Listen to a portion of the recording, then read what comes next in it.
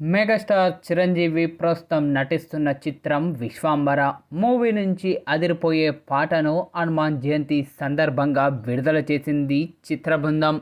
Bimbisara frame Malledi Vashishtha దర్శకత్వంలో ఈ యొక్క చిత్రం అత్యంత భారీ బడ్జెట్తో రూపుదిద్దుకుంటూ ఉంది. సోఫియో ఫ్యాంటసీ జోనర్లో తెరకెక్కుతున్న ఈ యొక్క చిత్రాన్ని యూవీ క్రియేషన్స్ బ్యానర్పై వంశీ కృష్ణారెడ్డి, ప్రమోద్ ఉప్పలపాటి, విక్రమ్ రెడ్డి సంయుక్తంగా అత్యంత భారీ బడ్జెట్తో భారీ అంచనా నడుమ ఈ యొక్క చిత్రాన్ని తెరకెక్కించడం జరుగుతూ ఉంది. హనుమాన్ జయంతి సందర్భంగా ఈ యొక్క చిత్రం నుంచి ఫస్ట్ పాటను విడుదల చేసింది చిత్ర బృందం.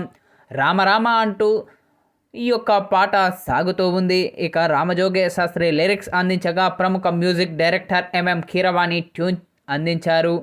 చిరంజీవి నటిస్తున్న విశ్వాంబర మూవీ నుంచి మొదటి పాటను రిలీజ్ చేసింది చిత్ర బృందం.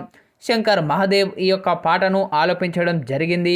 శోభిత మాస్టర్, లలిత మాస్టర్ కొరియోగ్రఫీ అందించారు. ఇక ఈ యొక్క చిత్రంలో త్రిషాతో పాటు క్రూనాల్ కపూర్, ఆషికా రంగనాథ్, మృణాల్ ఠాగూర్, జాన్వీ కపూర్ మొత్తంగా 5 కథానాయకులు అత్యంత భారీ బడ్జెట్తో తెరకెక్కుతున్న ఈ యొక్క చిత్రంలో హీరోయిన్లుగా నటిస్తూ ఉన్నారు.